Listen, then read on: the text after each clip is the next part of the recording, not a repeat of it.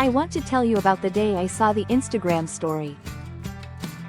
Not because I was looking for it. Because it appeared at the top of my feed the way Instagram stories do when you open the app without thinking and suddenly you are looking at something you cannot unsee.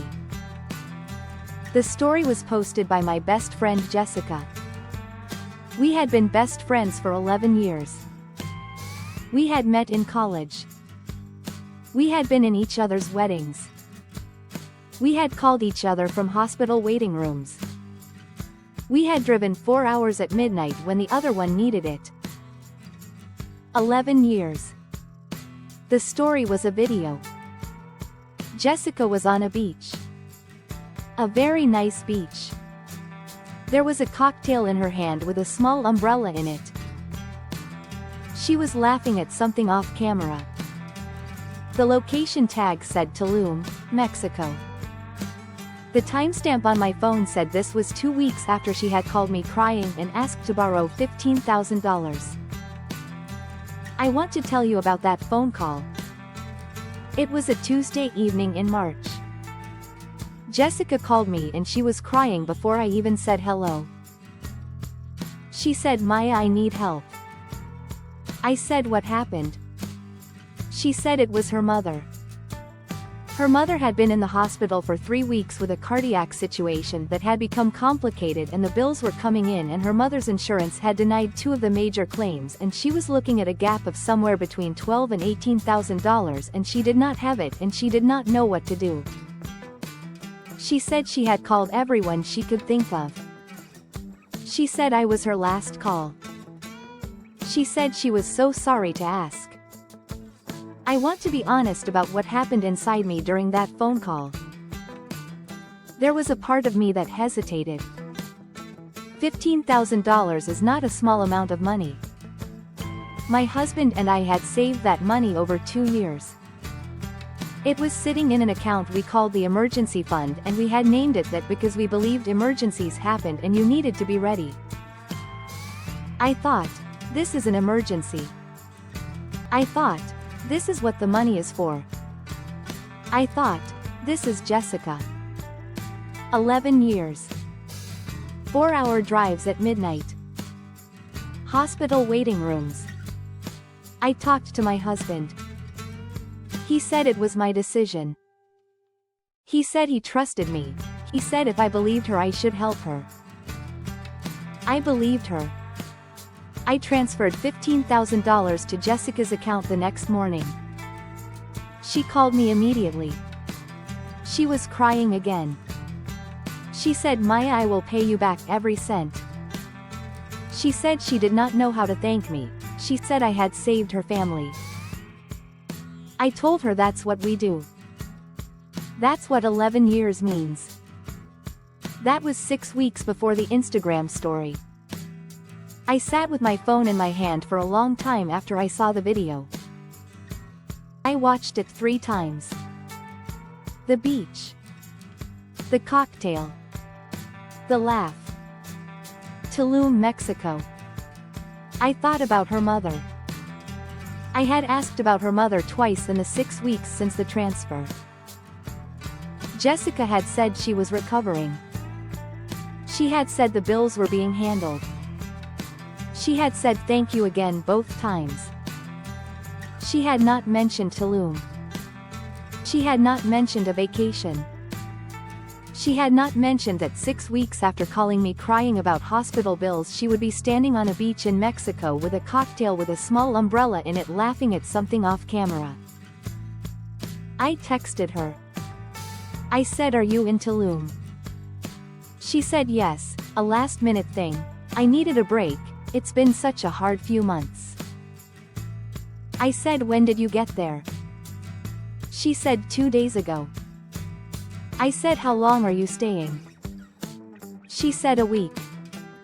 I said, "Okay." I put my phone down. I called my husband. He was quiet for a long time after I told him. He said, "What do you want to do?" I said I did not know yet. He said, "Take your time." I said I was trying. Jessica came back from Tulum on a Friday. I know this because she posted a story from the airport. She looked rested. She looked happy. She had a tan. I called her the following Monday. She answered warmly. She said, "Maya, hi, I've been meaning to call, how are you?" I told her I had seen the Tulum stories. She said, "Oh, wasn't it beautiful? She had needed it so badly, it had been such a hard few months with her mother and everything." I told her I was glad she had been able to rest. I also told her I was confused. She asked about what?